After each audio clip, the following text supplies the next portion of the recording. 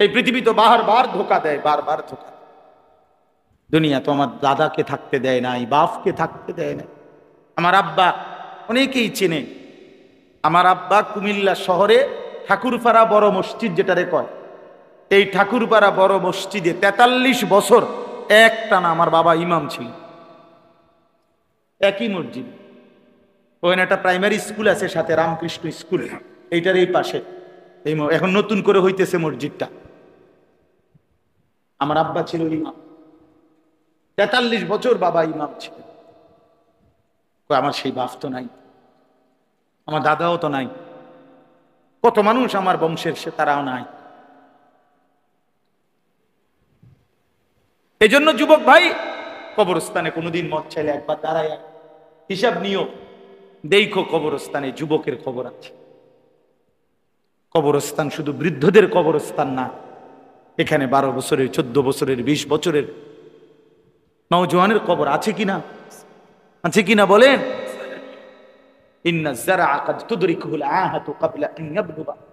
হাসান বসরি রাহমাতুল্লাহ আলাইহি যুবকদেরকে বলতেন, যুবক শোনো, মনে রেখো, সব ফুল, সব গাছ, সব চারা কাটা পর্যন্ত পৌঁছায় না, তার আগেই অনেক ফুল, অনেক গাছ, অনেক চারা পরিপক্ক হওয়ার আগে আগেই ঝরে যায়,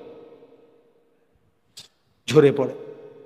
এক আম গাছে যত মুকুল ধরে, সব মুকুল আম হয় না,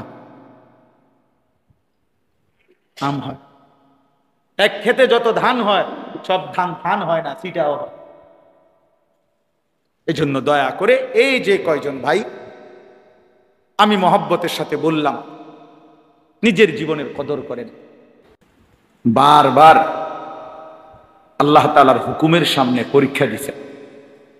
যখন আল্লাহ তাআলা যত কঠিন হুকুম করছেন, কোন হুকুমের সামনেই ইব্রাহিম আলাইহিস সালাম কোন আপত্তি করেন, বরঞ্চ নিশ্চিন্তে আল্লাহর হুকুম পালন করছে। প্রতিবারই তিনি বলছেন আসলাম তু, আল্লাহ আমি মেনে নিলাম, আমি গ্রহণ করলাম, আমি নিজেকে আত্মসমর্পণ করব। কোরআনুল কারীমের মধ্যে আছে ওয়া ইদ বিতালা ইব্রাহিম রাব্বুহু বিকালিমাতিন ফাতাম্মাহুন। আল্লাহ তাআলা বলেন, ইব্রাহিমকে আমি আল্লাহ বারবার পরীক্ষা করেছি। প্রতিবারই ইব্রাহিম প্রতিটি পরীক্ষায় সর্বোচ্চ নম্বর পেয়ে উত্তীর্ণ হয়েছে। অর্থাৎ প্রত্যেকবারই তিনি পরীক্ষা পূর্ণতা দান করছেন, গোল্ডেন এ প্লাস পেয়েছে, মানে প্রতিবারই উত্তীর্ণ হয়েছে। তাফসীরের মধ্যে আছে হযরত আব্দুল্লাহ ইবনে আব্বাস রাদিয়াল্লাহু তাআলা আনহুমা, তিনি বর্ণনা করছেন আল্লাহ তাআলা ইব্রাহিম আলাইহিস সালামকে বড় বড় 30টা পরীক্ষা করছেন। কোন বর্ণনায় আছে 70 বার ইব্রাহিম আলাইহিস সালামকে আল্লাহ তাআলা পরীক্ষা করছেন, এবং প্রতিবারই তিনি উত্তীর্ণ হয়েছেন। প্রতিবারই আল্লাহ তাআলার হুকুম শতভাগ আদায় করছে। একেবারে ছোট্টবেলাতে ওনার আব্বা আম্মা দুইজনই মূর্তি পূজক ছিল, আর ওনার আব্বা মূর্তি পূজক না, মূর্তি বিক্রি করত। তো মূর্তি পূজকের ঘরে বাবা মা দুইজনই, সন্তান স্বাভাবিকভাবে বাপ মাকেই অনুসরণ করে, বাবার হাত ধরে। বাবা যদি মসজিদের দিকে নেয় তো সন্তান মসজিদেই যায়, বাবা বাজারের দিকে নিলে হাতে ধরে বাজারেই যায়। বাচ্চা কাচ্চা সচরাচর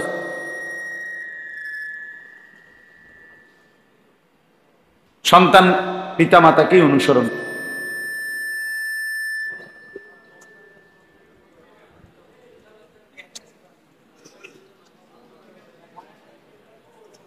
আপনারা তো নতুন দেখছেন, আমি আজকে 20 বছর, মাইকলাদের যন্ত্রণা 20 বছর, এই জন্য আমি মাতি না। না না না, এটা এমনি, এই আপনার এই খটর খটর করবো শুধু এগুলো নিয়ে, এইভাবেই জিন্দিগি চলেন। তো বলতেছিলাম, ইব্রাহিম আলাইহিস সালাম প্রত্যেকবারে আল্লাহ তাআলা যখনই পরীক্ষা করছেন উত্তীর্ণ হয়েছে। এই ছোটবেলায় মা বাবা মূর্তি পূজক ছিল, আল্লাহ তাআলা তখনই পরীক্ষা নিছেন যে মূর্তি পূজকের ঘরে ইব্রাহিম আলাইহিস সালাম আল্লাহকে ডাকে নাকি বাবা আমার অনুসরণ করে। তো ঠিকই ইব্রাহিম আলাইহিস সালাম বাবা মার অনুসরণ করে নাই, বরং এই অবস্থায় থাইকাও ছোটবেলায় তিনি আল্লাহ বিশেষ দয়া, আল্লাহ বলছে বান্দা আমি বিশেষ দয়া করছি তোমাদের, তোমরা জানো না বান্দা। আল্লাহ যেন বলতেছে আমাদেরকে এই মোমেন্ট, জানো না আমার এই বন্ধুকে নেওয়ার জন্য সেই আদম থেকে নিয়ে ঈসা পর্যন্ত সমস্ত নবী নবীর উম্মতরা বারবার আমার এই বন্ধুকে চাইছে, আমি বন্ধুরে আগলাইয়া রাখছি, আমার কাছে রাখছি, ভালোবাসার এই প্রিয়জনকে শেষ পর্যন্ত তোমাদের জন্য দিয়েই দিছি, তোমাদের জন্য দিলাম। তাইলে আল্লাহ তাআলার কতটা প্রিয় বন্ধুকে আল্লাহ তাআলা আমাদেরকে দিছে। আমরা যদি রাসূলুল্লাহ সাল্লাল্লাহু আলাইহি ওয়াসাল্লামকে পেয়ে খুশি হইতে না পারি, আমরা যদি তাকে অনুসরণ করার মতো মানসিকতা হৃদয়ে লালন করতে না পারি, তো আমরা আর কি দিলে আল্লাহ তাআলা আমরা ঈমানদার হিসাবে তৃপ্ত হইতাম বলে? আর কি দিলে, আর কোন নিয়ামত দিলে আমরা খুশি হইতাম? আল্লাহ তাআলা তো নিজে বলছেন আমার ভান্ডারের সবচেয়ে প্রিয়জন। ইব্রাহিম বলছে আমি দোয়া কবুলও করছি আর তোমাদেরকে শুনাইতেছি ঈমানদার, আমি আমার ভান্ডারের সর্বশ্রেষ্ঠ নিয়ামত আমার বন্ধু তোমাদেরকে দিলাম, তোমাদেরকে দিলাম, তোমাদেরকে দিলাম। কোরআনুল কারীমের মধ্যে আছে আল্লাহ তাআলা বলেন কুল ইয়া আইয়ুহান নাস ইন্নী রাসূলুল্লাহি ইলাইকুম জামিআ, হে নবী আপনি বলেন হে পৃথিবীবাসী নিশ্চয়ই আমি তোমাদের সকলের নিকট আল্লাহর রাসূল, সারা পৃথিবীর জন্য আমি রাসূল। আল্লাহ তাআলা বলেন ওমা আরসালনাকা ইল্লা কাফাতাল লিন-নাস, আল্লাহ বলছে বন্ধু ইতিপূর্বে আমি সব নবী রাসূল পাঠিয়েছি, নির্দিষ্ট একটি অঞ্চলকে হিসাব করে আপনাকে পাঠিয়েছি গোটা পৃথিবীবাসীর জন্য। তাহলে আগের সব নবী নির্দিষ্ট কওমের জন্য ছিল, আমাদের নবী সাল্লাল্লাহু আলাইহি ওয়াসাল্লাম সারা আলমের জন্য, সারা পৃথিবীর জন্য। আল্লাহ তাআলা বলছেন বন্ধু যত কিছুর রব আমি আল্লাহ, তত কিছুর রহমত আপনি মুহাম্মাদুর রাসূলুল্লাহ সাল্লাল্লাহু আলাইহি ওয়াসাল্লাম। আমি রব্বুল আলামিন, আপনি রাহমাতুল লিল আলামিন, একই শব্দ ব্যবহার। আমি রব্বুল আলামিন, আপনি রাহমাতুল লিল আলামিন। তাহলে আল্লাহ তাআলা নবী সাল্লাল্লাহু আলাইহি ওয়াসাল্লামের কি পরিমাণ মর্যাদা কোরআন শরীফে উল্লেখ করছে।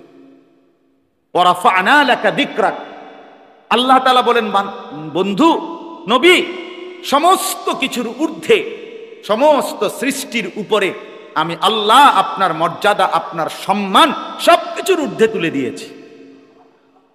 আপনি আন্দাজ করেন এত বড় রাসূল, এত বড় নবী, এত শ্রেষ্ঠতম মর্যাদাবান নবী, এত দিকে দুনিয়ার মধ্যেও আল্লাহ তাআলা নবীজির এত সম্মান দিয়েছেন।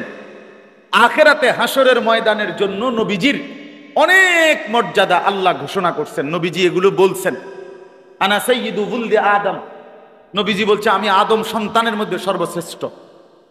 নবীজি সাল্লাল্লাহু আলাইহি সাল্লাম বলেন আনা আউয়ালু মান ইয়ানশাক্কু আনহুল কবর, সর্বপ্রথম কবর থেকে যাকে তোলা হবে সে আমি মুহাম্মদ। আনা আউয়ালু শাফিঈন, সর্বপ্রথম হাসরের ময়দানে যিনি আল্লাহর সামনে সুপারিশ করবে সেটা আমি মুহাম্মদ।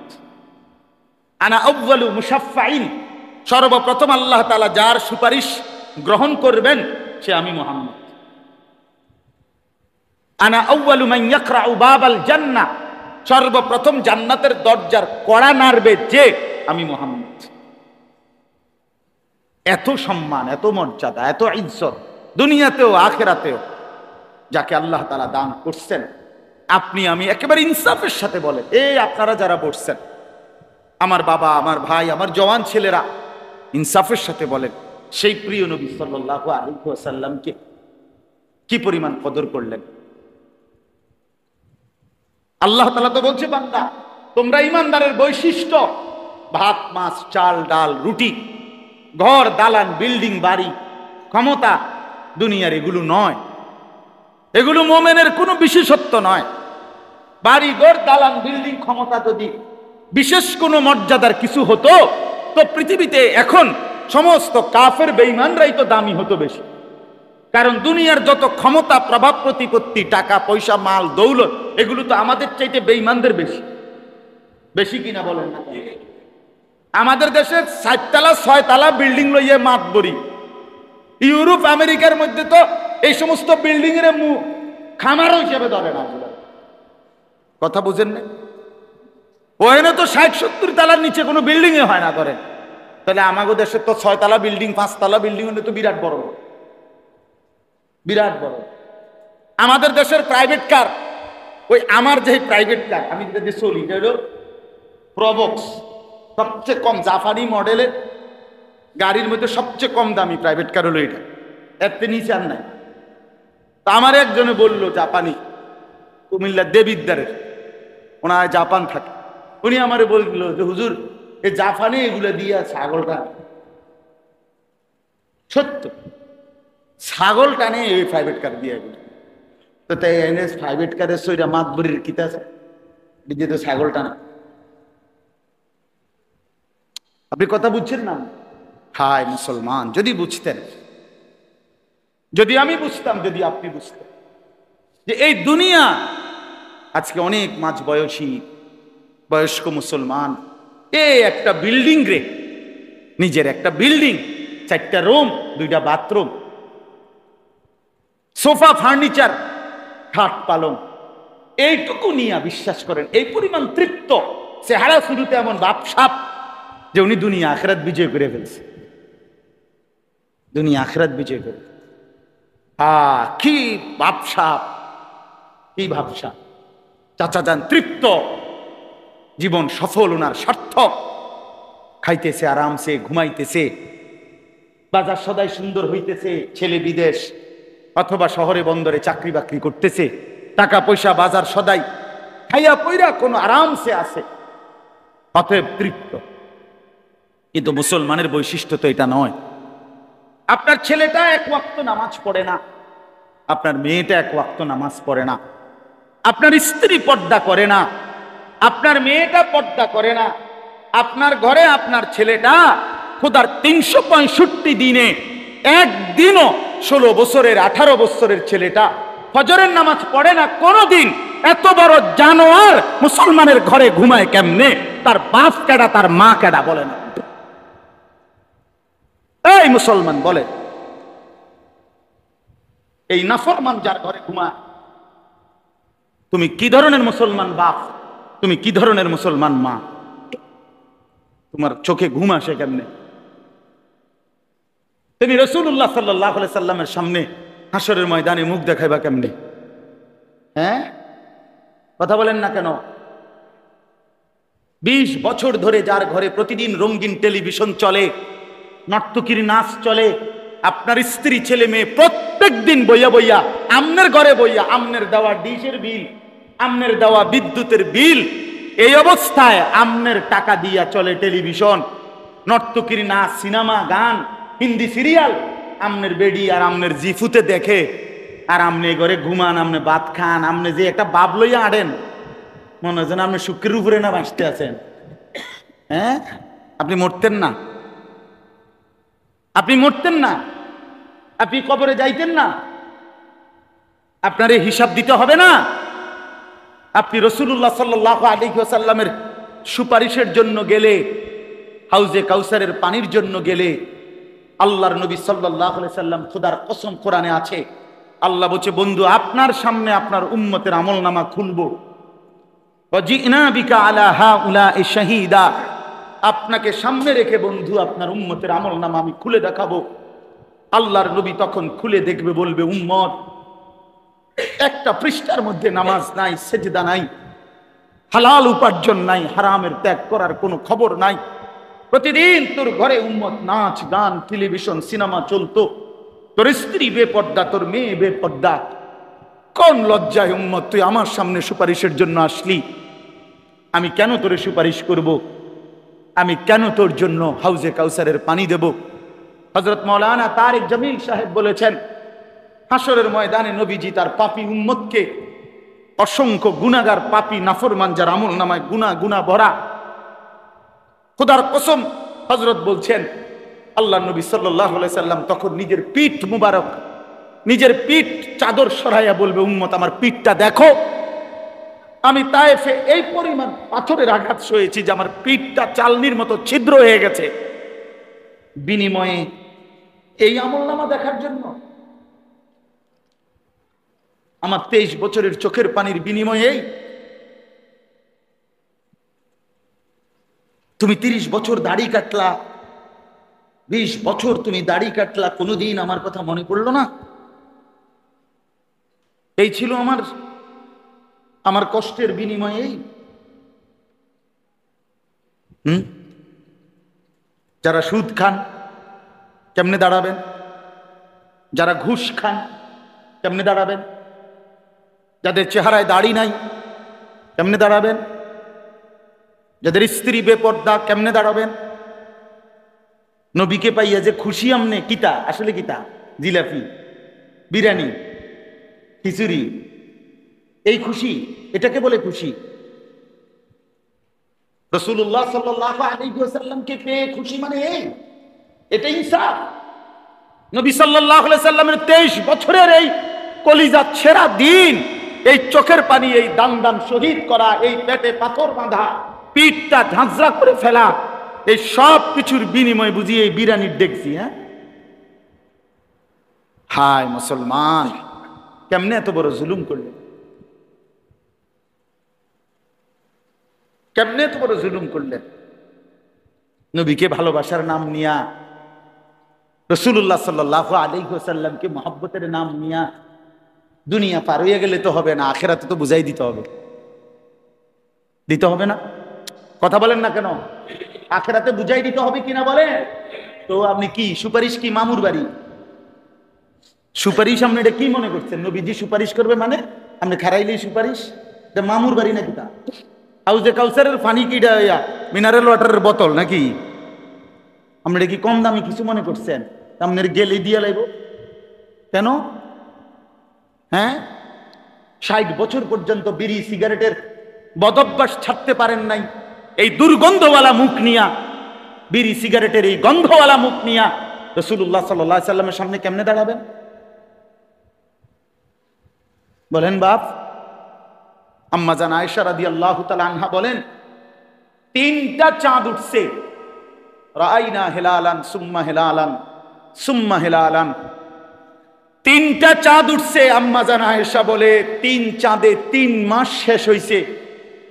খোদার কসম, আম্মা জান আয়েশা বলে আমরা 9 জন বিবি ছিলাম নবীর ঘরে, 9 জন স্ত্রীর একটি বিবির ঘরে এই গোটা 3 মাস লাগাতার মা আওকাদাত ফি আবিয়াতে রাসূলিল্লাহ নারুন, রাসূলের একজন বিবির ঘরের চুলায় আগুন জ্বলে নাই।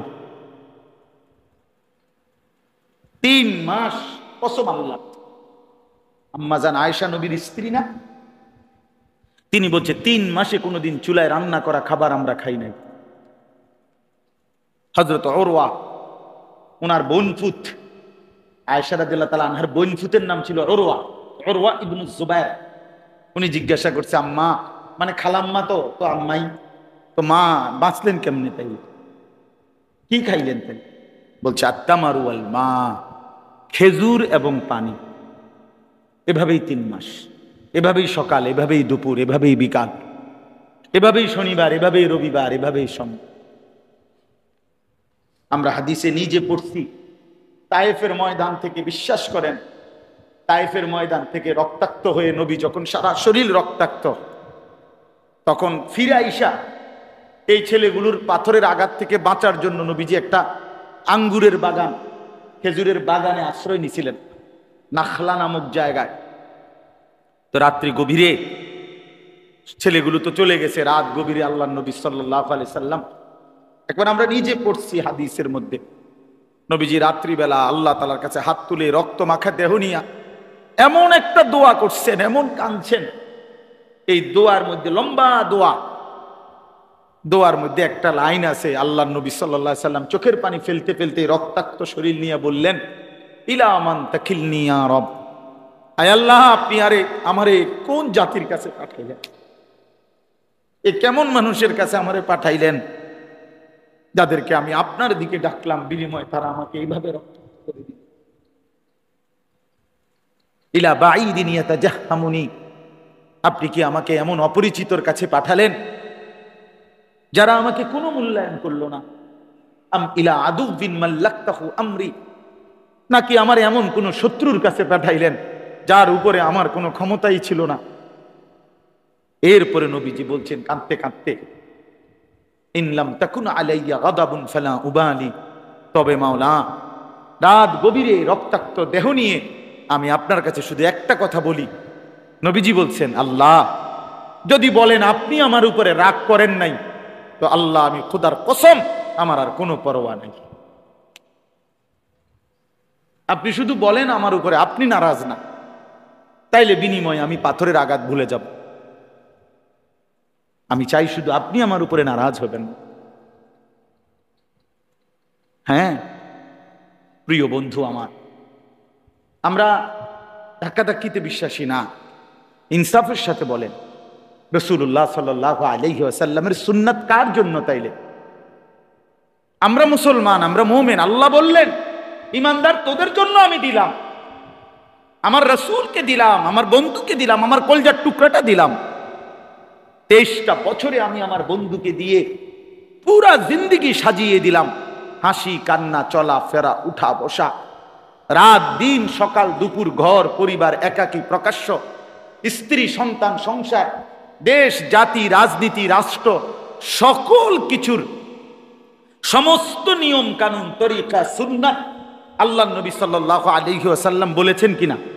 বলেন না বাবা, বলেন। আমি আর দেরি করবো না বেশি, বলেন বলছি কিনা? বলছি কিনা বলেন। নবীজি সাল্লাল্লাহু আলাইহি ওয়াসাল্লাম শিখান নাই, বুঝান নাই, ক্লিয়ার করে জান নাই এমন বিষয় কোনটা? কথা বলেন না কেন? কোনটা? কোন বিষয় পৃথিবীতে 1450 বছরে, আজকে 1500 বছরের ভিতরে পৃথিবীতে কেউ প্রমাণ করতে পারছে যে মুহাম্মদ এই বিষয়ে কিছু বলে নাই সাল্লাল্লাহু আলাইহি ওয়াসাল্লাম? কি সেই বিষয়টা? কোন বিষয়ে দিক নির্দেশনা নাই?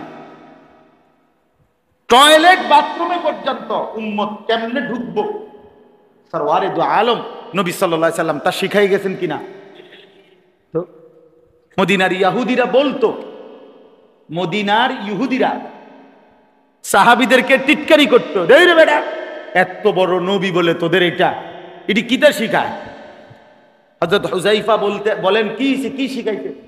কয় বাথরুমে কেমনে ঢুকবো, বাথরুমে বইবো কেমনে, ডিলা লইব কয়টা, এডি বুঝি এত বড় নবী? কয় হযরত হুযাইফা রাদিয়াল্লাহু তাআলা আনহু বললেন, আল্লাহর কসম তুই জানো না বেঈমান, তিনি শুধু এডি না, বরঞ্চ ঢিলা কয়টা নেমু, কেমনে ঢিলা ব্যবহার করমু, বাথরুমে বমু কেমনে, আমরা বাম পায়ের উপরে একটু ভর দিয়া, একটু বেশি ভর দিয়া, এইটাও আমার শিখায় আমাদের নবী। তোমার সহ্য হয়নি?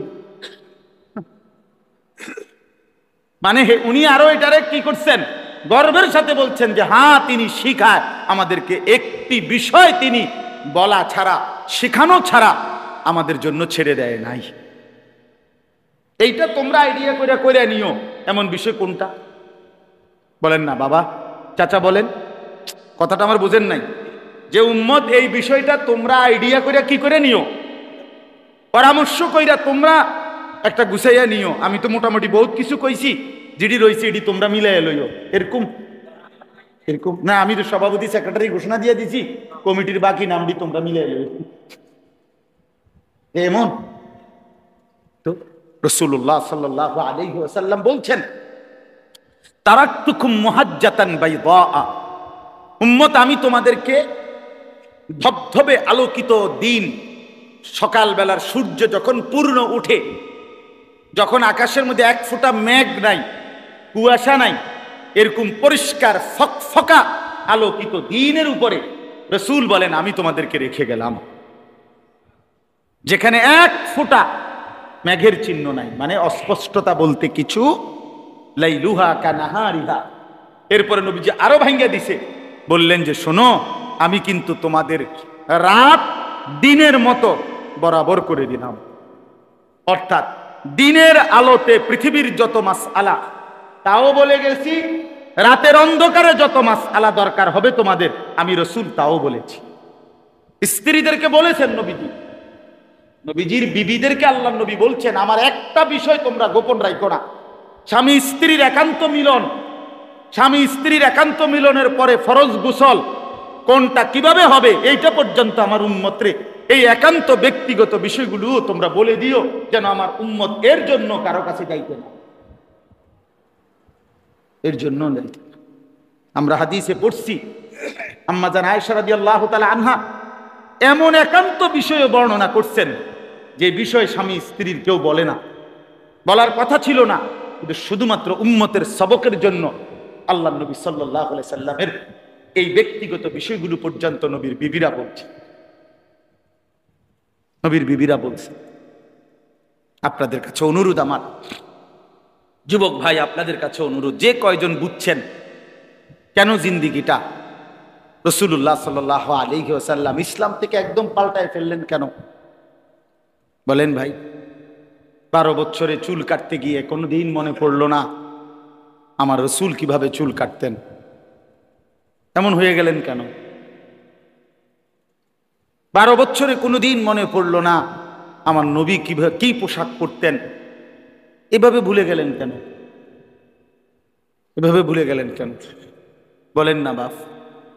কোনোদিন ব্রাশ করতে, টুথপেস্ট ব্রাশ এটা কখনোই ভুললেন না, মিসওয়াকের কথা কখনোই মনে পড়লো না কেন? কেন বাবা? বয়স্করা বলেন, মিসওয়াক করতে ভুলে গেলেন কেন? ব্রাশ করতে ভুললেন না কেন? কারণ ব্রাশের কথা বলছে আপনার টেলিভিশনের আব্বা, আর মিসওয়াক করতে বলছে আপনার নবী মুহাম্মদুর রাসূলুল্লাহ। আর আপনার কলজার ভিতরে হইল আমি বিরোধিতা করব মুহাম্মদের, আমি অনুসরণ করব টেলিভিশন। হ্যাঁ হ্যাঁ, আপনি সালাকি করেন, আপনার কলজা খোলেন, আপনার কলজা পরীক্ষা করলে এটাই রিপোর্ট আছে।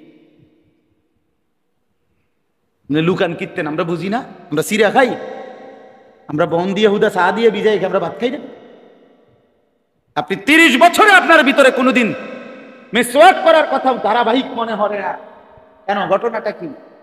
মিসওয়াক করা এটা কওমি মাদ্রাসার হুজুর গো সুন্নত, কথা বলেন না কেন? এটা ওয়াহাবিদের সুন্নত নাকি? তা কার? তো সেটা করেন না কেন? কেন ভুলে গেলেন বলেন ইনসাফের সাথে? একজন মুসলমান জবাব দেন এখন। রাসূলুল্লাহ সাল্লাল্লাহু আলাইহি ওয়াসাল্লাম 23 বছরে জিব্রাইল শুধু কোরআন নিয়ে নবীজির কাছে আসছে, কিতাবে আছে 24,000 বার। কয় হাজার বার? আল্লাহ নবী সাল্লাল্লাহু আলাইহি ওয়াসাল্লাম বলছেন যে শোনো উম্মত, জিব্রাইল যতবার আমার কাছে আসমান থেকে আসছে জমিনে, প্রত্যেকবার যাওয়ার সময় জিব্রাইল আমারে যাওয়ার সময় একবার হলেও বলে গেছে ইয়া রাসূলুল্লাহ মিসওয়াক করতে ভুলবেন না। তাহলে কোরআন নিয়ে আসছে কতবার, তো মিসওয়াকের কথা বলছে কতবার? আপনি যে পাত্তা দেন না। হ্যাঁ, আজকে যদি অ্যাডভার্টাইজ এটা দেখাইতো তো ঠিকই করলেন, যদি অ্যাডভার্টাইজ দেখাইতো না নাই তো কেন ছেড়ে দিলেন কেন বলে? রাসূলুল্লাহ সাল্লাল্লাহু আলাইহি ওয়াসাল্লাম, বুখারী শরীফের হাদিস, আল্লাহ নবী সাল্লাল্লাহু আলাইহি ওয়াসাল্লাম ইন্তেকালের মুহূর্তে নবীজি যখন দুনিয়া থেকে বিদায় নেয়, শেষ রবিউল আউয়াল মাসে সোমবারে আল্লাহ নবী সাল্লাল্লাহু আলাইহি সাল্লাম যখন ইন্তেকাল করে, তো নবীজির শেষ আমল কি ছিল বলেন? মিসওয়াক। কসম আল্লাহর, মিসওয়াক। আম্মা জান আয়েশা রাদিয়াল্লাহু তাআলা আনহা বলেন, আমি নিজে মিসওয়াক আমার ভাই আব্দুর রহমান ইবনে আবু বকর, মানে আয়েশার ভাই আব্দুর রহমান আবু বকর রাদিয়াল্লাহু তাআলা আনহুর ছেলে, উনি তখন ঢুকছে নবীজির সামনে, দুলাভাই না উনি, বোনের শ্বশুর তো, আরে বোনের জামাই, আল্লাহ নবী সাল্লাল্লাহু আলাইহি সাল্লামের কাছে আসছেন উনি। এই তখন হাতের মধ্যে একটা কাঁচা ডাল ছিল, তখনও উনি এটা ব্যবহার করে নাই, মাত্র কাইটা আনছে, হাতেই ছিল ওই সময়। আল্লাহ নবী সাল্লাল্লাহু আলাইহি সাল্লাম ওটার দিকে তাকাইয়া মুচকি হাসি দিছে। আম্মা জান আয়েশা রাদিয়াল্লাহু তাআলা আনহা বলেন, নবীজি এতটা অসুস্থ যে মাথা নাড়তে পারছে না, আমি তখন আমার বুকের মধ্যে মাথা দিয়ে হেলান দেওয়া অবস্থায় নবীজি সাল্লাল্লাহু আলাইহি সাল্লাম কাত হয়েছিলেন। আমি বললাম, ইয়া রাসূলুল্লাহ, মিসওয়াক করবেন? আল্লাহ নবী সাল্লাল্লাহু আলাইহি সাল্লাম চোখের ইশারা দিয়ে বুঝাইলেন হ্যাঁ। হযরত আয়েশা বলেন, আমি আমার ভাই আব্দুর রহমানের হাত থেকে মিসওয়াকটা নিয়ে আমার নিজের দাঁত দিয়া চাবাইয়া একদম নরম করে দিছি, নবীজির হাত মুবারকে তুলে দিছি। আল্লাহ নবী সাল্লাল্লাহু আলাইহি সাল্লাম মিসওয়াক করতে করতে হাত কাত হইছেন, আল্লাহ তাআলার দরবারে চলে গেছে। হ্যাঁ, আপনাদের কুমিল্লায়, আমাদের কুমিল্লা শহরের মধ্যে কমপক্ষে 100 মাইলের ভিতরে তো আপনি খুঁজলে মেসওয়াক পাইতেন না। কথা বলেন না? এই কারণেই তো ব্যবহার করতে পারেন না, যেহেতু এটা কি 100 মাইলের ভিতরে নাই। এই কারণে একটা উদাহরণ বললাম, তাহলে একটা বললাম, ফতোয়ায়ে শামী কিতাবের মধ্যে আছে মেসওয়াকের 70টা উপকার, 69টি উপকার পুরস্কার আল্লাহ হাসরের ময়দানে দিবে, আর একটা পুরস্কার দুনিয়াতে মিসওয়াকের। এই একটা পুরস্কার হলো তাযকিরুশ শাহাদাতাইন ইনদাল মাউত। সুবহানাল্লাহ। যে ব্যক্তি নিয়মিত মিসওয়াক করবে, আল্লাহ তাআলা মৃত্যুর সময় জবানে কালেমায়ে শাহাদাত উচ্চারণ করায়। আচ্ছা, এই একটাই কেমন? কথা বলেন না কেন? এই একটা পুরস্কার কেমন দামি পুরস্কার? আজকের থেকে ওয়াদা করেন, এখন ওয়াদা করেন। কিটা আগে কিটা ইনশাআল্লাহ কইছেন? বলেন বলেন, পাক্কা নিয়ত করেন ইনশাআল্লাহ। আল্লাহ আমাকেও তৌফিক দান করেন। আমি প্রায় বলি, অনেক মাহফিলে বলছি, আমার জীবনে যদি আমলনামা হাসরের ময়দানে ফেরেশতা দেখায়, আর আমার নামে যদি হিসাব আসে যে আনিসুর রহমান আশরাফি জীবনে বেশি কি কিনছে, আমি নিশ্চিত আমার নামে বেশি আসবে মেসওয়াক। আমার জীবনে আমি সবচেয়ে বেশি কিনি মেসওয়াক, কারণ এটা শুধু আড়াই লাগে। হ্যাঁ হ্যাঁ, এটা বুজুর্গদেরও কথা, মেসওয়াক হারায় যায় বেশি, শয়তান এটা কি করতে দেয় না, মনে থাকতে দেয় না। তো আমি মেসওয়াকের সাথে কথা বলে নিছি যে দোস্ত, তুমি হারাইতে পারো কতক্ষণ, আমি কিনতে পারি কতক্ষণ। আমি বেড়া হইলে দেখাই তুমি করে বেড়া, দেখি তুমি কি কইতে চাও। এই জন্য এক এক সময় 4টা 5টা করে মেসওয়াক সব সময় কিনতে থাকি। এই জন্য একটা উদাহরণ বললাম, লাকাদ মান্নাল্লাহু আলাল মুমিনিন ইদ বাআসা ফীহিম রাসূলাম মিন আনফুসিহিম। আল্লাহ তাআলা বলেন, উম্মত জানো আমার বান্দারা, হে মুমিনরা, আমি সবচেয়ে বড় নিয়ামত, সবচেয়ে বড় দয়া করেছি, আমার রাসূল দিয়েছি তোমাকে। কি দিয়েছি বলেন না? রাসূলুল্লাহ সাল্লাল্লাহু আলাইহি ওয়াসাল্লাম। এই জন্য নিজের জিন্দেগি সুন্দর করে নবী সাল্লাল্লাহু আলাইহি ওয়াসাল্লামের সুন্নাতের আলোকে, নবীজির হুকুমের আলোকে, আল্লাহর কোরআনের আলোকে কেন জীবনটাকে বরবাদ করে দিবেন? নবীজির হুকুম পালন করবেন না কেন বলেন? বা কি বেশি দুনিয়া ভোগ করে ফেললেন? যারা হারাম উপার্জন করেন, যারা হালাল পথে চলেন না, যাদের ঘরে পরিবারের মধ্যে পর্দা পুশিদা নাই, আপনাদের স্ত্রী অতিরিক্ত কি ভোগ করে ফেললো, আর ইমানদারের বউ ব্যর্থ কি হইল? পর্দানশীল নারী কি পাইল না, আর বেপর্দা নারী অতিরিক্ত কি পাইল? কথা বলে, কি বেশি কি পাইছে এ বুড়ি? এই যে রাস্তায় যে সমস্ত মহিলা বেপর্দা চলে, এ বুড়ির অতিরিক্ত অর্জন কি? অতিরিক্ত অর্জন একটাই, হাজারো পুরুষের উপভোগের লোলুপ দৃষ্টি ছাড়া আর কিচ্ছু। হাজারো যুবক যারা তাকাইছে বেডির দিকে, বেপর্দা মেয়েটার দিকে, ওই যুবকের কলজাটা যদি পরীক্ষা করে বাইরিত, রিপোর্ট বাইরিত, তোই দেখতা তুমি এটার ভিতরে কিতা বাইরিছে। তোমারে নিয়া কি অসভ্য কল্পনা করছে, যদি সেটা আলটা রিপোর্ট বাইরিত, তাই না বুঝতা।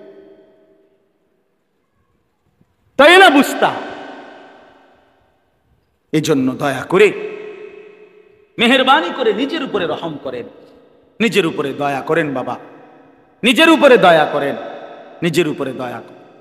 এত বড় রাসূল সাল্লাল্লাহু আলাইহি ওয়াসাল্লাম, এত বড় শ্রেষ্ঠতম নবী পেয়ে আমাদের উচিত সামান্য সামান্য মহব্বত না, এই সামান্য নামকেও আস্তের সামান্য মহব্বত দিলে হবে না।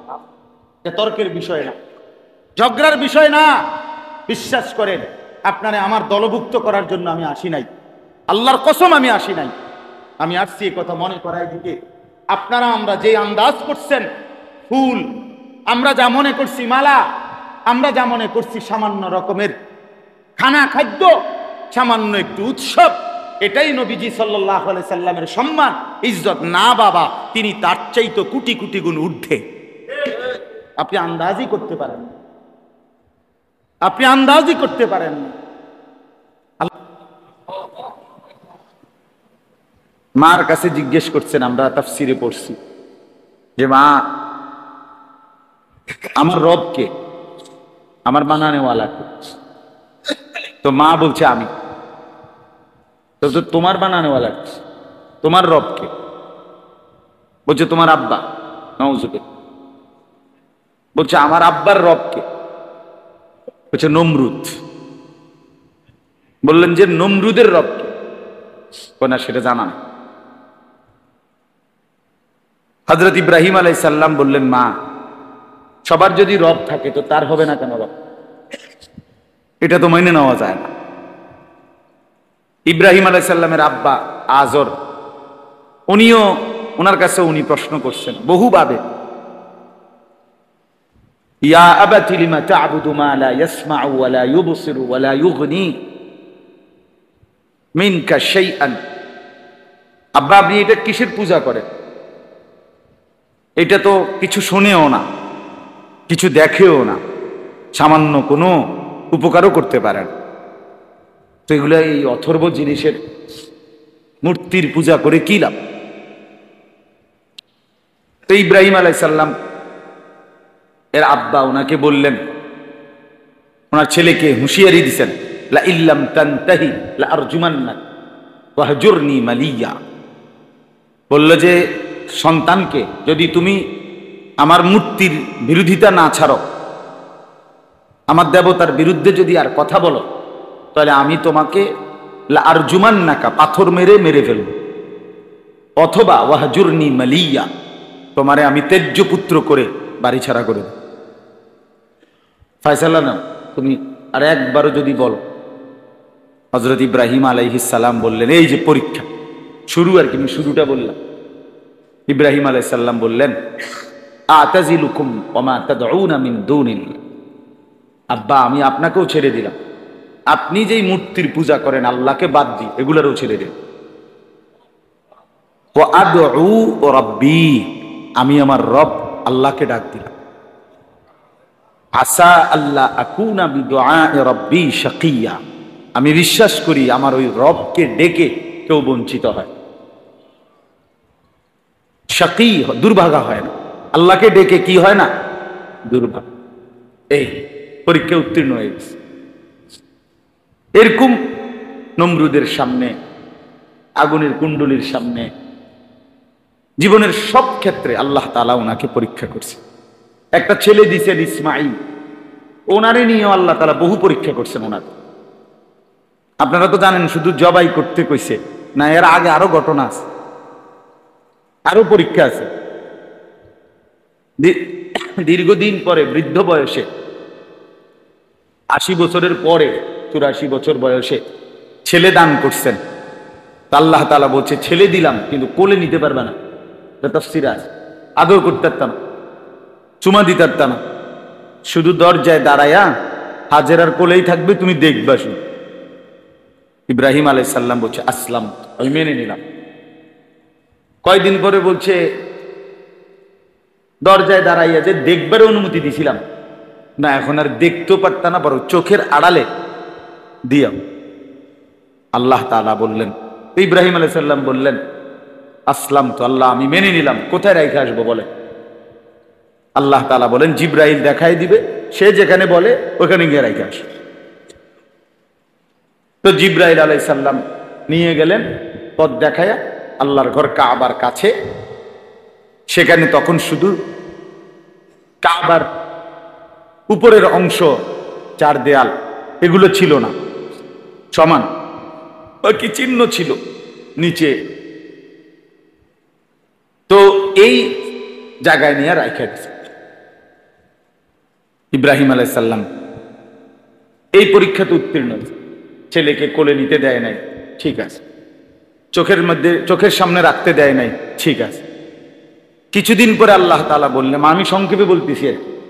কিছুদিন পরে আল্লাহ তাআলা বললেন, ছেলেটাকে এবার জবাই করে দাও, আমারটা আমারই দিয়ে দাও, আমি দিছিলাম, এখন আমি নিয়ে নেব। ইব্রাহিম আলাইহিস সালাম বললেন, আসলাম, আল্লাহ আপনি জানেন না আমি আপনাকে ভীষণ ভালোবাসি, আমি সব ছাড়তে রাজি, আপনাকে হারাইতে রাজি। আপনি আরো কয়বার নিবেন পরীক্ষা, আপনি যতবার পরীক্ষা নিবেন আমি ততবারই প্রমাণ করব আমি আপনাকেই ভালোবাসি, আল্লাহকেই ভালোবাসি। এই জন্য ইব্রাহিম আলাইহিস সালাম সন্তান ইসমাঈলকে জবাই করবার জন্য রেডি হয়ে গেছে। তো ছেলেটা তার সাথে বলে নিছেন, মিনার প্রান্তরে ওনারে উপর করে শোয়াইছেন। তো বাবা রেডি জবাই করতে, সন্তান রেডি জবাই হতে। তো আল্লাহ তাআলা বলেন, এই দৃশ্যের মুখে কোরআন শরীফে আছে, যখন বাপ পুত আল্লাহর হুকুমের সামনে একদম আত্মসমর্পণ করলেন, বাবা জবাই করতে কোনো প্রশ্ন নাই, ছেলেও জবাই হতে কোনো কি নাই, আপত্তি নাই। আল্লাহ তাআলা বললেন, ফালাম্মা আসলামা, এই যে দেখো বাপ পুত দুইজন আমি আল্লাহর হুকুমের সামনে পুরাপুরি আত্মসমর্পণ করলো। মানে যেন এরকম বুঝাইলো যে আল্লাহ, যে এই দেখো পূর্ণ মুসলমান হলো। মুসলমান কাকে বলে? প্রতি কথায় এশকাল যে করে, হ্যাঁ হুজুর বর্তমান জামানা এটা যৌক্তিক, এটা উচিত, ইসলাম বলছে ঠিক আছে, কিন্তু বিষয়টা নিয়ে একটু ভাবা উচিত।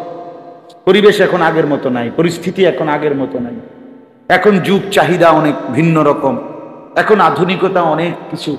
এই প্রতি কথায় আল্লাহর হুকুমের সামনে, রাসূলুল্লাহ সাল্লাল্লাহু আলাইহি সাল্লামের বিধানের সামনে, সুন্নাতের সামনে খোদার কসম যে যুক্তি পেশ করে, সে মুসলমান।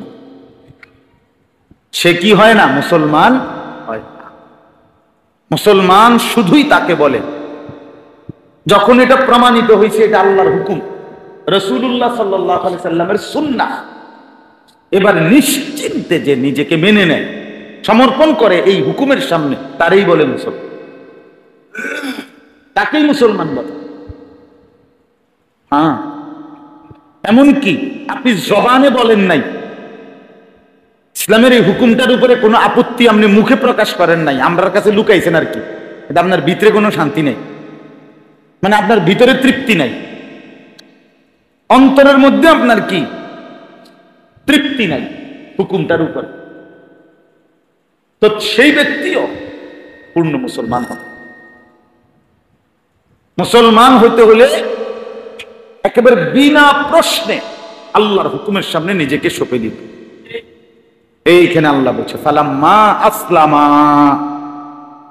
যখন বাপ পুত দুইজন পূর্ণ আত্মসমর্পণ করলেন, মানে পূর্ণ মুসলমান হলেন, তখন ইব্রাহিম আলাইহিস সালাম কি কেন আল্লাহ আমার ছেলেটাকে জবাই করব এই ব্যাপারে একটা প্রশ্ন করছেন? ছেলেটা তো একবার বলছেন, ইসমাঈল যে আব্বা আমারে জবাই করবেন কেন, আমার অপরাধটা কি, আমার অন্যায়টা কি, কিছু বলছেন এরকম? এইটারে বলে ইসলাম, আল্লাহর হুকুম, ইয়া আবাতি ফাআল মা তুমার। তিনি বলছেন, বাবা আল্লাহ তাআলা আপনাকে যে হুকুম করেছেন আপনি নিশ্চিন্তে তা পালন। আমার বাপ একজন হইলে একজনই বুঝেন, আন্তরিকতা নিয়ে বুঝেন, মনোযোগ দিয়ে বুঝেন আল্লাহ তাআলা,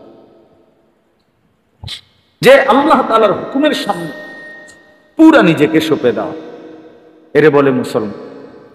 আজকে আমরা প্রতিনিয়ত আমাদের চলনে বলনে, কথাবার্তা, আচরণে, উচ্চারণে, ভেতরে বাহিরে সব মিলাইয়া আমরা কিন্তু বারবার আল্লাহ তাআলার হুকুমের সাথে চ্যালেঞ্জ করি। রাসূলুল্লাহ সাল্লাল্লাহু আলাইহি ওয়াসাল্লামের সুন্নাতকে তো পাত্তাই দেই, মনেই থাকে না, এটা তো কোনো বিষয়ই মনে করি না।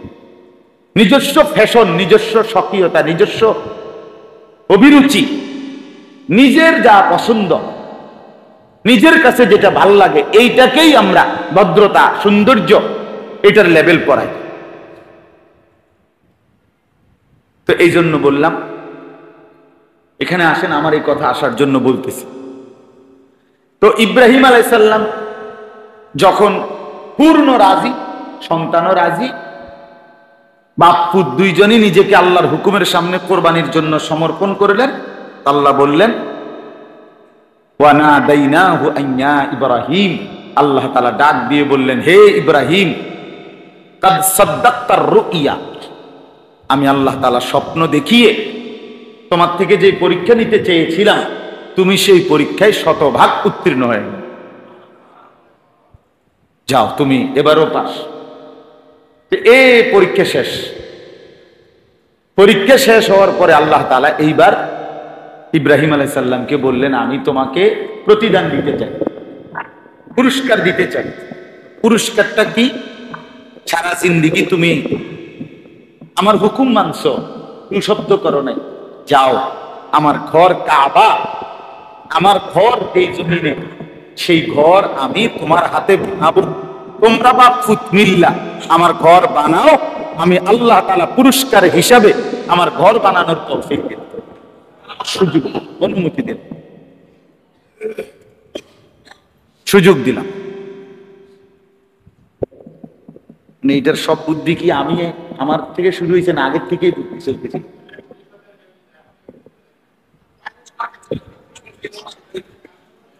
ঠিক আছে। তো এই জন্য এখন আওয়াজ কমে গেছে, আলহামদুলিল্লাহ, একটু পরে বন্ধ হয়ে যাবে আওয়াজ, তখন মুনাজাত করে দেব। তো এখন দেখেন, ইব্রাহিম আলাইহিস সালাম আপনার আল্লাহ তাআলা বললেন, তোমার সারা জিন্দেগির পরীক্ষা 30টা হোক আর 70টা আরো আছে, এগুলো তো আমি এমনি বললাম আর কি, দুই একটা। সর্বপ্রথম খতনা, আমরা যে পুরুষের খতনা করায় না, এই হুকুম সর্বপ্রথম আল্লাহ তাআলা ইব্রাহিম আলাইহিস সালামকে করছেন। এটা ওনার পরীক্ষা ছিল।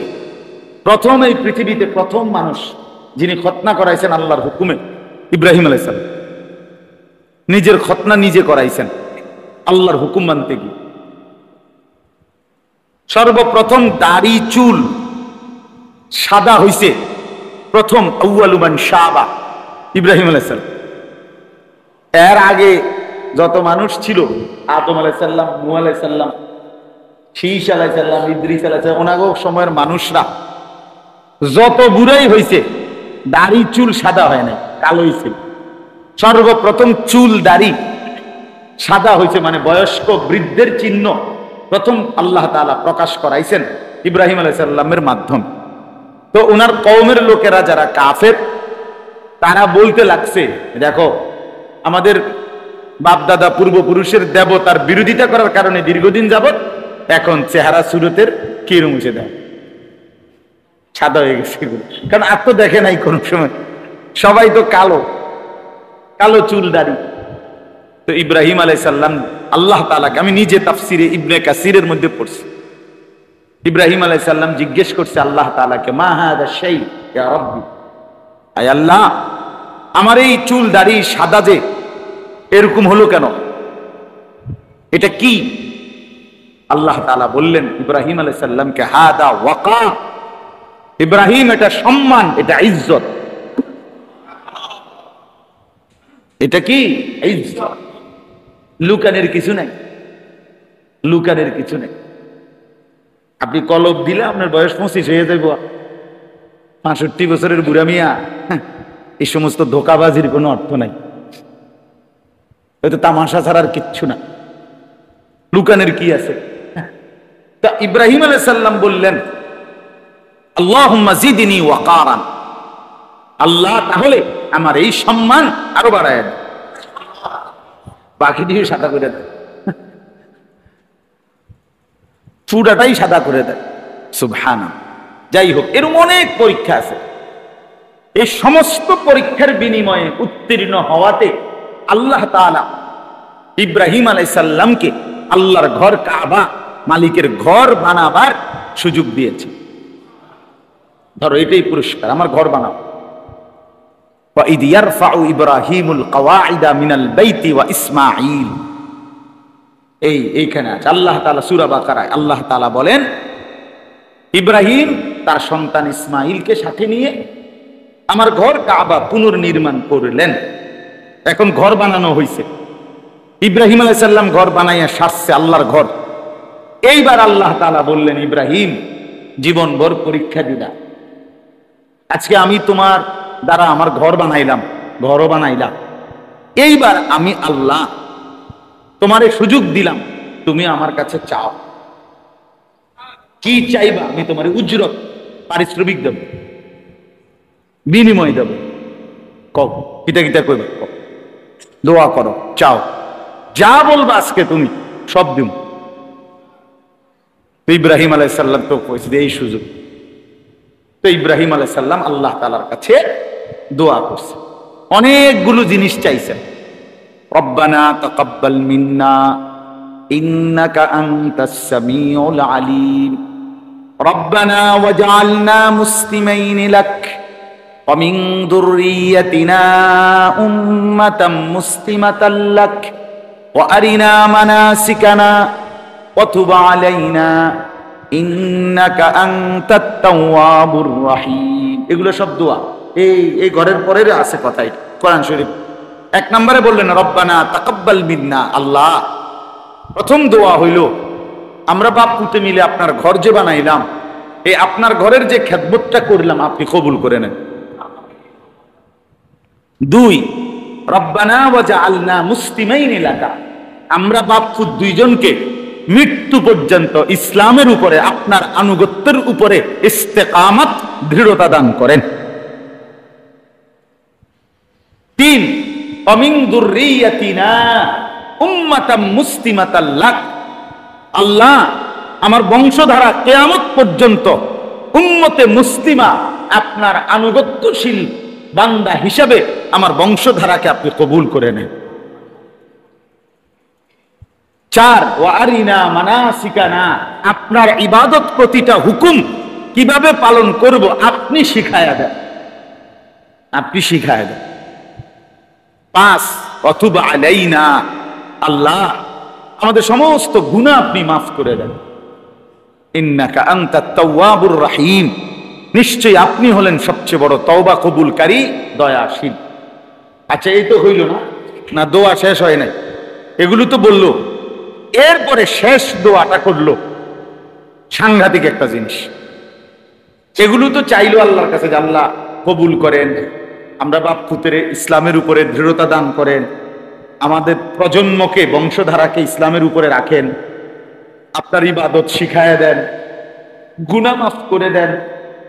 এরপরে বললেন ইব্রাহিম আলাইহিস সালাম বুঝছে আজকে মালিকের রহমের দুয়ার খুলে গেছে, আজকে আমারে দিব, যা কই বহুত দিন পরে আমি সুযোগ পাইছি। এই জন্য ইব্রাহিম আলাইহিস সালাম আল্লাহ তাআলাকে বললেন, আল্লাহ আমার আখিরি দোয়া হইল আমি আপনার কাছে এমন একটা জিনিস চাইবো আজকে, যেই জিনিসটা আপনার মতো মালিক, আপনার মতো মহান মাওলা, আপনার ভান্ডারেও আছে একটাই, আপনার কাছেও আমি জানি আরেক পিস নাই, এইটা আমি চাইবো, ওইটাই আমি চাই আপনার কাছে।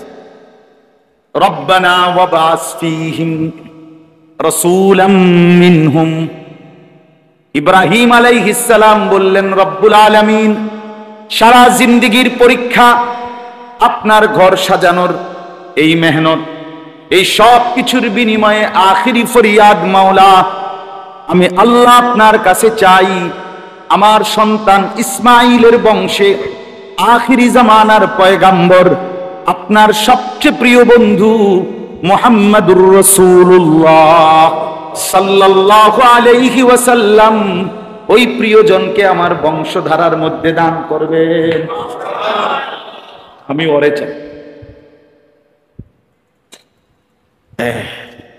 রব্বানা ওয়াবাস ফীহিম রাসূলাম মিন, আখিরি বন্ধু আপনার মুহাম্মদ সাল্লাল্লাহু আলাইহি ওয়াসাল্লাম, আমি সেই প্রিয় বন্ধুকে আমার ইসমাইলের বংশে চাই। তো মুহাম্মদ আরবি সাল্লাল্লাহু আলাইহি ওয়াসাল্লাম তিনি আল্লাহর ভান্ডারে কয়জন, আল্লাহর কাছে আছেই তাই চাইছে একের কলজাটা, চাইছে তো চাইছে কি একদম কলজাটা চাই আলাইহিস। সুবহানাল্লাহ। এজন্য হাদিসের মধ্যে আছে, নবী সাল্লাল্লাহু আলাইহি ওয়াসাল্লাম স্পষ্ট হাদিস আছে, নবীজি বলতেন আনা দাওয়াতু আবি ইব্রাহিম, আমি আমার বাবা, আমার পূর্বপুরুষ ইব্রাহিম আলাইহিস সালামের দোয়ার বরকত, দোয়ার ফসল, দোয়ার উসিলায় পৃথিবীতে আসে ইসমাঈলের বংশ।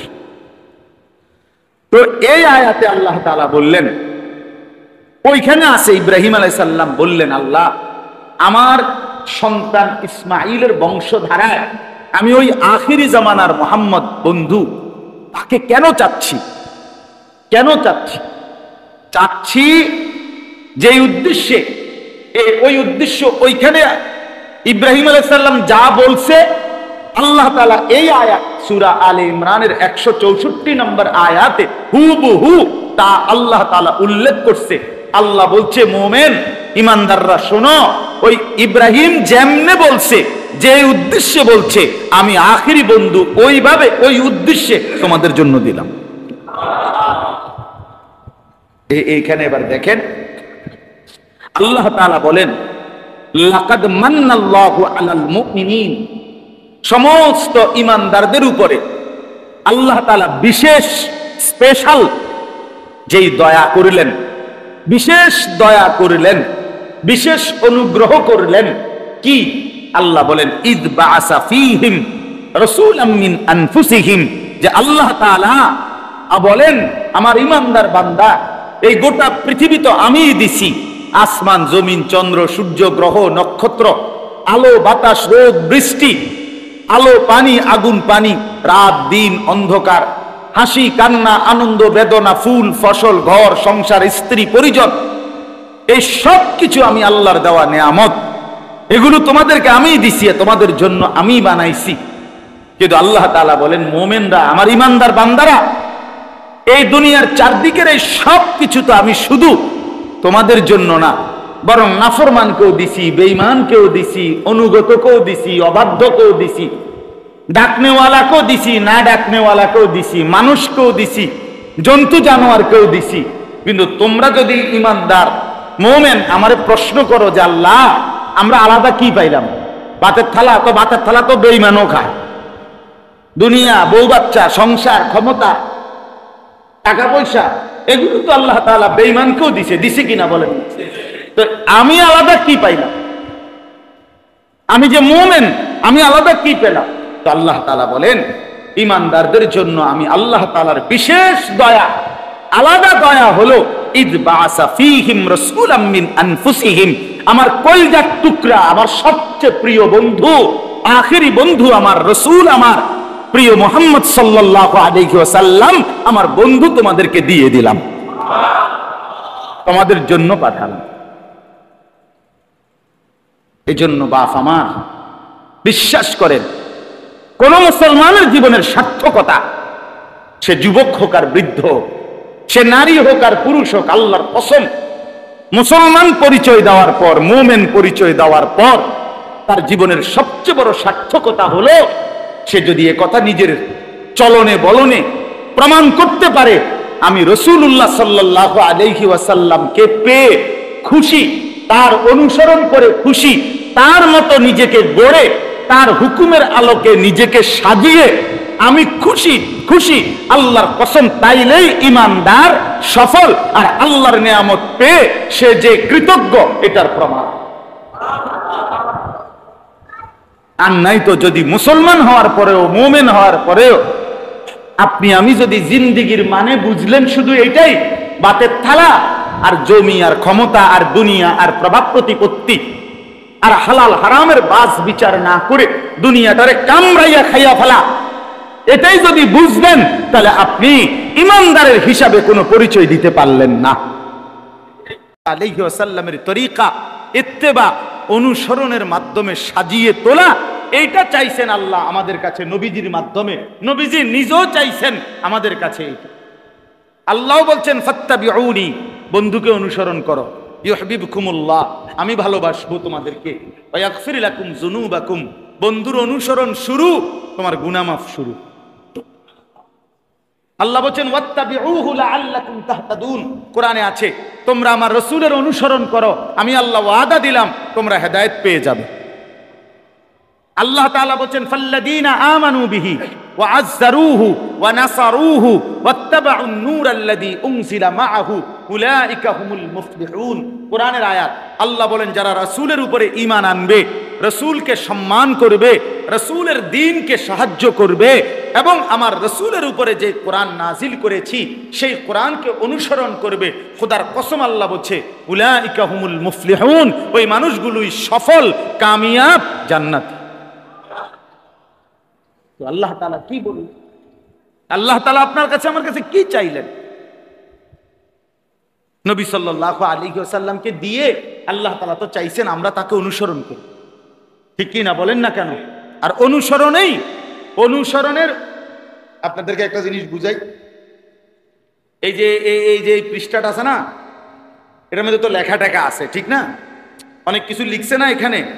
এই পিঠটা খালি, এই পিঠটা যেহেতু খালি, কোনো লেখা নাই, এটা হালাই দেন তো দরকার কি এটা রেখে দিলাম। এই পিঠটা ফেলে দেন, সম্ভব? এই পিঠ থাকতে হইলে এই পিঠ থাকতে হবে, উনি এই পিঠ থাকতে হইলে এই পিঠ থাকতে হবে কিনা কথা বলে, এটা আলাদা করা যায়? তো কসম আল্লাহর, রাসূলুল্লাহ সাল্লাল্লাহু আলাইহি সাল্লামের ভালোবাসা এটা যদি এক পিঠে লেখে তো ওই পিঠে রাসূলুল্লাহ সাল্লাল্লাহু আলাইহি সাল্লামের অনুসরণ এটা থাকতেই হবে। রাসূলুল্লাহ সাল্লাল্লাহু আলাইহি সাল্লামের অনুসরণ এটা যদি এই পিঠে থাকে তো ওই পিঠে আল্লাহর কসম রাসূলুল্লাহর মহব্বত, ভালোবাসা আছেই আছে, আছেই আছে, আছেই আছে। এটা এমন কাগজ যে কাগজের দুই পিঠ আলাদা করা যায়। নবীর ভালোবাসা মানেই সুন্নাতের অনুসরণ, সুন্নাতের অনুসরণ মানেই রাসূলুল্লাহ সাল্লাল্লাহু আলাইহি সাল্লামের ভালোবাসা। ভালোবাসলে অনুসরণ করতে হয়, অনুসরণ করলে ভালোবাসা প্রমাণিত হয়।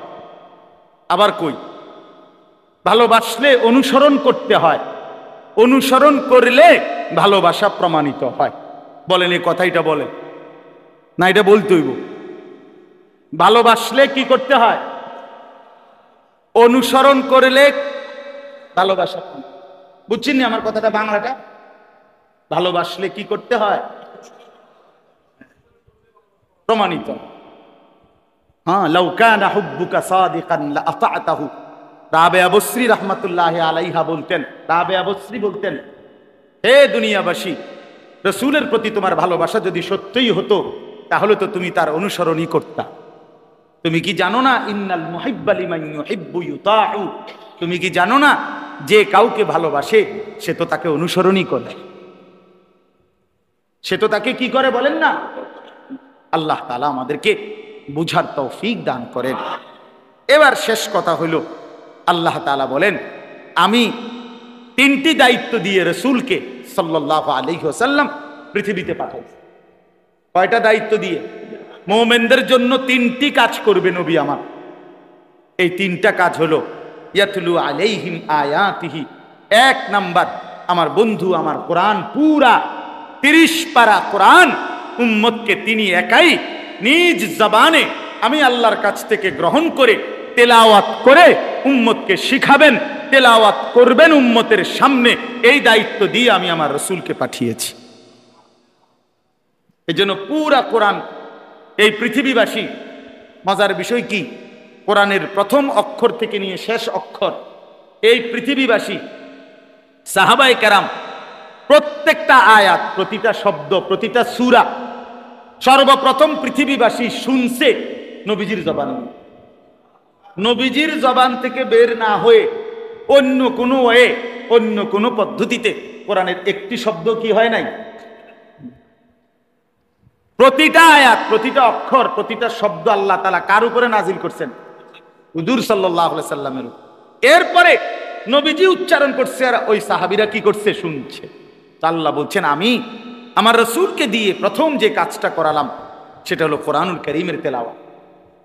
অতএব এটা মনে রাখবেন, আপনাদের আমাদের স্কুলে পড়েন আর কলেজে পড়েন আর কিছুই না পড়েন, কিন্তু আপনি মুসলমান হওয়ার পরেও, নবীর উম্মত, আখিরি নবীর উম্মত হওয়ার পরেও আল্লাহর কোরআন যারা দেখে দেখেও পড়তে পারেন না সহি শুদ্ধ, বিশ্বাস করেন আপনার হাত পায়ে ধরে বলি আপনার সাথে নবীজির কোনো সম্পর্ক নেই।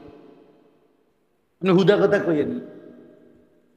হ্যাঁ, এটা দুনিয়া না, হিসাব, হিসাবের ময়দান আখেরাত। দুনিয়া মাতবরি দেখাইয়েন না।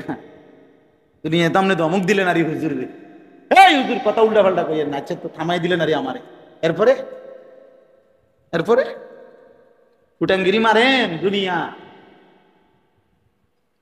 দুনিয়া ফুটাঙ্গিরি মারলে তো লাভ নাই, আখেরাতে পারবেন নি, আগে হেটা না বুঝ করবেন। আল্লাহ তাআলা তো বলছে বান্দা আমি আছি, আইসো কবর। এজন্য এক নাম্বার ইয়াতলু আলাইহিম আয়াতুহু, আপনাদের কাছে অনুরোধ, একজনও যদি বুঝে থাকেন বয়স্ক নওজোয়ান মুসলমান হিসাবে প্রত্যেকেই রাসূলুল্লাহ সাল্লাল্লাহু আলাইহি সাল্লামের সাথে প্রথম সম্পর্ক কোরআনুল কারীমের তেলাওয়াত। কি বলেন না নবী সাল্লাল্লাহু, আচ্ছা 40 বছর বয়সে ওই হেরা গুহার মধ্যে, গারে হেরা, যেখানে জিব্রাইল আসছে, তো নবীজির উপরে প্রথম কি নাজিল করছে? কোরআন। যেদিন থেকে কোরআন নাজিল হয়েছে সেদিন থেকে পৃথিবীবাসী জানছে ইনি আল্লাহর রাসূল সাল্লাল্লাহু আলাইহি ওয়াসাল্লাম। তিনি তো রসুল আগের থেকেই, কিন্তু পৃথিবীবাসী জানছে কোন দিন কোরআন নাজিল শুরু হয়েছে। তাহলে কোরআনুল কারীমের নাজিলের মাধ্যমে আল্লাহ তাআলা পৃথিবীবাসীর সামনে নিজ বন্ধুকে পরিচিত করালেন। সেই কোরআনের সাথে আপনার সম্পর্ক নাই, আপনি সেই নবীর সামনে কেমনে দাঁড়াবেন? আপনি যে সাইয়া সাইয়াও পড়তারেন না, আপনি পড়ার মানসিকতাও রাখেন না, আপনি শুদ্ধ করার মানসিকতা, আমি এটা তো ওইটা হুজুরগো সম্পত্তি না, তো মুমিনের জন্য। কথা বলেন না কেন? কোরআনুল কারীম হুজুরদের জন্য? হ্যাঁ, তো ইমাম সাহেব শুধু শুদ্ধ পড়বে, আপনি পড়বেন না কেন, পারবেন না কেন? আমি একবার এক বয়স্ক চাচারে জিজ্ঞাসা করছি, চাচা কোরআন শরীফ সহি শুদ্ধ পড়তারেননি? আল্লাহর রহমতে আমার 3 নাতি হাফেজ। এটা নিয়ে আমি জিজ্ঞাসি, ওটা আমার উত্তর দিছে, মানে 3 নাতি হাফেজ। বাপটা এরকম যে ভাই হুজুর বেহেশতে আমি যদি না যাই, বেহেশতে যাই না লোক কেডা? 3 নাতি হাফেজ, আমি বেহেশতে যাইতাম না, বেহেশতে যাই না লোকে তো দেখি না। তাইলে মনে রাখবেন একটা জরুরি কথা, সুপারিশ মানে জান্নাত নয়। বুঝেন নাই আমার কথা? হাসরের ময়দানে যতজন সুপারিশ করবে, যার জন্য করবে, সুপারিশ করলেই জান্নাত নয়। সুপারিশ মানে তো আবেদন, ফায়সালা দেওয়া, সেটা শুধুই কার দায়িত্ব? আল্লাহ তাআলা যার জন্য সুপারিশ গ্রহণ করবেন সে জান্নাতি। কথা বুঝছেন কিনা? এটা জরুরি বিষয়। এজন্য কোরআনুল কারীম ইনশাআল্লাহ শুদ্ধ করেন। আপনাদের ইমাম সাহেব আছে, মুয়াজ্জিন সাহেব আছে, আশেপাশে মাদ্রাসা আছে, যে যার কাছে পারেন সুবিধা মতো সপ্তাহে 1 দিন হোক, 10টা মিনিট হোক, আরে আপনি সহি শুদ্ধ কোরআন শিখতে শুরু করেন। এখন থেকেই শুরু করেন, অল্প অল্পই হোক, সামান্য 10 মিনিট হোক, 3 দিনে 1 দিন হোক, 1 সপ্তাহে 1 দিন হোক, মাসে 1 দিন হোক। কিন্তু আপনি এই গাদ্দারিটা করেন না যে আমি শিখতাম না হুজুর, আমি এটা পাত্তাই দিলাম না, এই কামটা আল্লাহর দোহাই করেন না। যদি শিখতে থাকেন তাহলে যদি কষ্টও হয়, কেউ যদি আল্লাহর কোরআন শিখতে থাকে এই অবস্থায় যদি ঠেকাইয়া ঠেকাইয়া পড়ে, কষ্ট করে করে পড়ে, বিশ্বাস হাদিসে আছে নবীজি বলছে প্রতি অক্ষরে আল্লাহ তাআলা তাকে ডাবল ডাবল নেকি দান করবে। ফালাহু আজরান, তার নেকি ডাবল। এক তেলাওয়াতের নেকি, আরেক কষ্ট হচ্ছে তবুও পড়ছে। আল্লাহ তৌফিক দান করেন। ওয়ায়ুযাক্কিহিম। আর 2 নাম্বার হলো আল্লাহ বলেন আমি আমার বন্ধুকে পৃথিবীতে পাঠালাম, তিনি আমার বান্দাদের অন্তর, কলিজা, ভিতরটা, অন্তর জগৎটা পবিত্র করে দিবেন, সমস্ত মন্দ স্বভাব থেকে দূর করে উত্তম স্বভাব আখলাক দ্বারা অন্তর সাজিয়ে দেবেন। এই মেহনতের জন্য, এই চেষ্টার জন্য আমি আল্লাহ তাআলা আমার রাসূলকে পৃথিবীতে পাঠিয়েছি। এজন্য নবী সাল্লাল্লাহু আলাইহি ওয়াসাল্লাম যে মানুষগুলো ওনার হাতে কালেমা পড়ে মুসলমান হইছেন, ওদের ভেতর বাহির আল্লাহ নবী সাল্লাল্লাহু আলাইহি ওয়াসাল্লাম বরাবর করে দিছেন। দিছেন কিনা বলেন? সাহাবাই কেরামের বাহ্যিক যেমন পবিত্র ছিল, সাহাবাই কেরামের দিলও কি ছিল? পবিত্র। মৌলানা সাহেব আপনাদের কাছে এটা বলছে, কাদ আফলাহা মান তাযাক্কা, কাদ আফলাহা মান যাক্কাহা। কোরআনে আল্লাহ তাআলা সবচেয়ে বেশি, কোরআন শরীফে কসম আছে অনেক, কসম মানে আল্লাহ তাআলা কসম করে করে কথা বলছেন, বুঝছেন? তন্মধ্যে কোরআন শরীফে সবচেয়ে বেশি কসম করে আল্লাহ যেই কথাটা বলছে সেইটাই হলো এইটা, কাদ আফলাহা মান যাক্কাহা। আল্লাহ তাআলা প্রায় 14টা কসম করে, কয়টা? 14টি কসম করে আল্লাহ বলছে, আমি 14টা কসম করে বললাম বান্দা যে তার অন্তরকে পবিত্র করেছে সেই একমাত্র সফল, কামিয়াব, কৃতকার্য, জান্নাতি হয়েছে।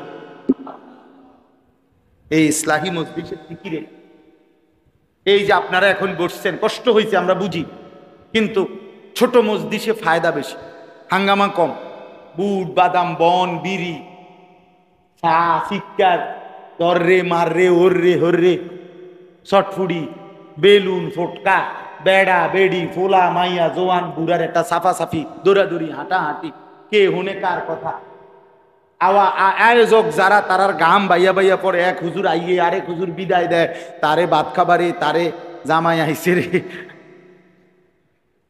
ফায়দা আছে, আমরাও বড় মাহফিলে আমরাও ওয়াজ করি, কিন্তু এই ছোট্ট মজলিস, নিরিবিলি মজলিস, এখানে দিলের মধ্যে কথা ঢোকে। কথাটা আপনি বুঝছেন না? এই এতক্ষণ শুনছেন, মনোযোগ দিয়েই শুনছেন, ঠিক কিনা বলেন না? আমরা তো বুঝি, চেহারা দেখলেই তো বুঝি যে কথাটা গ্রহণ করছে কিনা।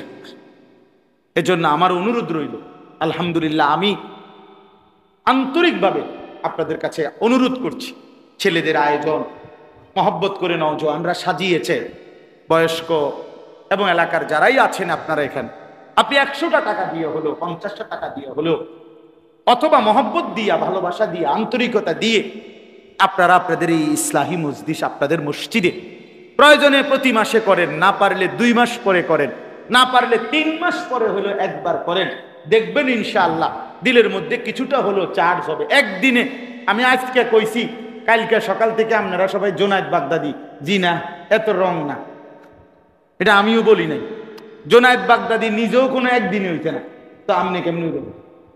বাইজিদ বোস্তামি কি একদিনেই বাইজিদ বোস্তামি হয়ে গেছে, তো আপনি কেমনি হইবেন? বলতে হবে আরো, শুনতে হবে আরো, ঠিক কিনা বলেন না কেন? আল্লাহ তাআলা যখন চাইবেন আল্লাহ তখন বদলাবেন।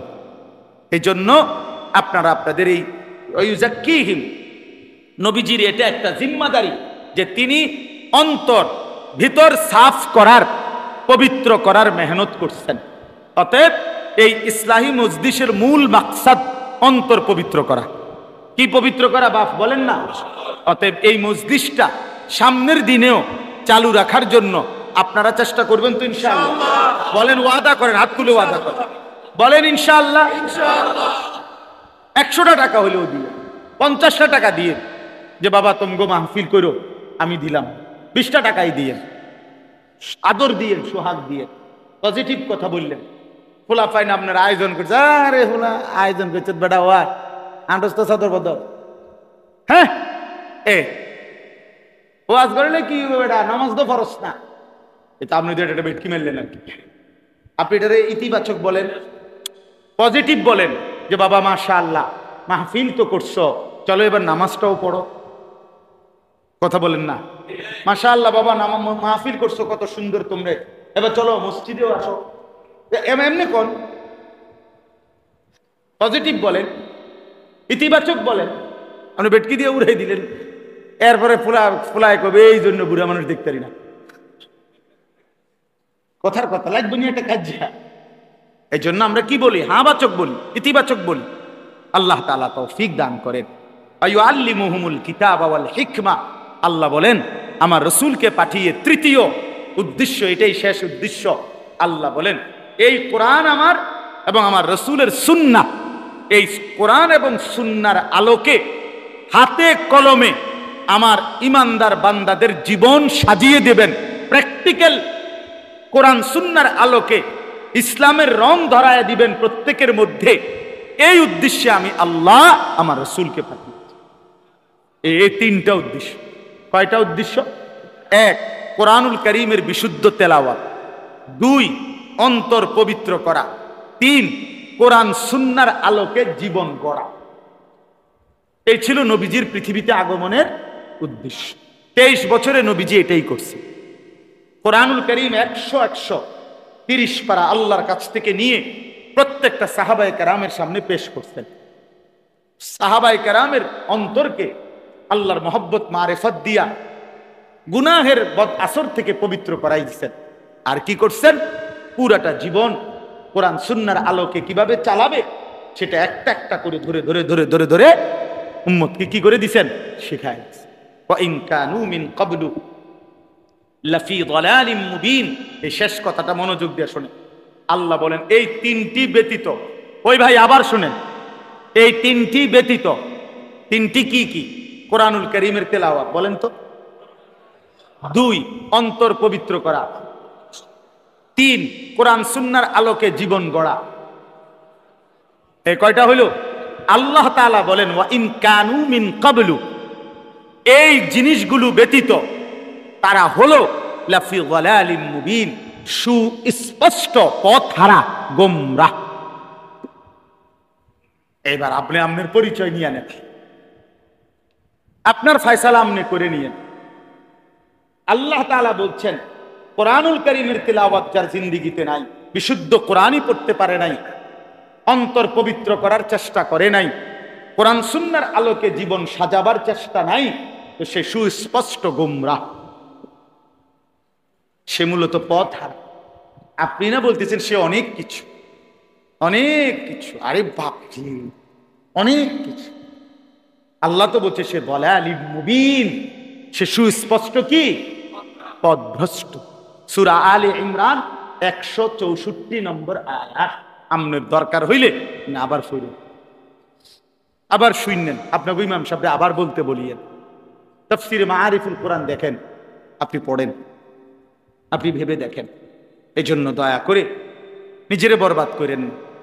তু আগার মেরা নিহি বনতা না বন আপনা তো বন। সৈয়দ আবুল হাসান আলী নদভী রহমতুল্লাহ আলাইহি বলতেন, হে যুবক, নওজোয়ানদেরকে তিনি বিশেষভাবে বলতেন এটা, যে হে যুবক, তুমি যদি আমার জন্য কিছু নাও হও, এই সমাজ, এই দেশ, এই জাতির কোনো প্রয়োজন যদি পূরণ নাও করো, আপনা তো বন, নিজের জন্য তো হও, নিজের ভালোটা তো করো, নিজেরে নষ্ট করো না, নিজেরে কেন বরবাদ করে দিবা? এই সারা রাত নারী দেখে শেষ পর্যন্ত তুমি কই যাইবা? সারাদিন উলঙ্গ ছবি দেখলে শেষ পর্যন্ত তোমার গন্তব্য কি? 24 ঘন্টা মোবাইলের মধ্যে জিন্দেগিটা দিয়ে দিলে এরপরে তোমার পরিণতিটা কি? এক ওয়াক্ত নামাজ না পড়লে, কোনোদিন ফজরের নামাজ না পড়লে নওজোয়ান, এরপরে জীবনটা কি? তুমি কি মরবা না? তুমি কি কবরে যাইবা না? তাইলে তুমি দেখো নাই ডানে বামে কেউ মরতে? এই পৃথিবীর কত হাস্যোজ্জ্বল মানুষ তো চলে গেছে। এই পৃথিবী তো বারবার ধোকা দেয়, বারবার ধোকা। দুনিয়া তো আমার দাদাকে থাকতে দেয় নাই, বাপকে থাকতে দেয় নাই। আমার আব্বা, অনেকেই চেনে, আমার আব্বা কুমিল্লা শহরে ঠাকুরপাড়া বড় মসজিদ যেটারে কয়, এই ঠাকুরপাড়া বড় মসজিদে 43 বছর একটানা আমার বাবা ইমাম ছিল, একই মসজিদ। ওখানে একটা প্রাইমারি স্কুল আছে সাথে, রামকৃষ্ণ স্কুল, এইটার এই পাশে। এই এখন নতুন করে হইতেছে মসজিদটা। আমার আব্বা ছিল ইমাম, 43 বছর বাবা ইমাম ছিল। আমার সেই বাপ তো নাই, আমার দাদাও তো নাই, কত মানুষ আমার বংশের সে তারাও নাই। এই জন্য যুবক ভাই, কবরস্থানে কোনোদিন মদ চাইলে একবার দাঁড়ায় হিসাব নিও, দেখো কবরস্থানে যুবকের খবর আছে। কবরস্থান শুধু বৃদ্ধদের কবরস্থান না, এখানে 12 বছরের, 14 বছরের, 20 বছরের নওজোয়ানের কবর আছে কিনা? আছে কিনা বলেন?